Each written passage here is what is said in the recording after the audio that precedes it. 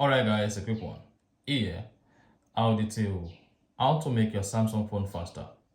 So if I don't know this, you found this offer informative, please don't forget to like and then subscribe. Now the first thing you want to do is go ahead and open the settings app. On the settings, scroll down, locate and click on display. Scroll down display, locate and click on motion smoothness. Then you should see adjust your screen refresh rate. If your screen refresh rate is set to 60 Hz, then you need to change from 60 Hz to 120 Hz and then click on apply. This is going to increase your Samsung phone refresh rate and this is going to make your Samsung phone faster. And then that is it. Again, you can also make your Samsung phone faster via the developer mode.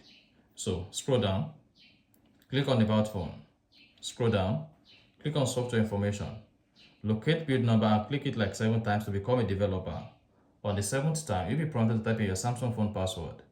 Then type it and click on OK from the pop. After that, go back to the main settings. Scroll down, you should see developer options.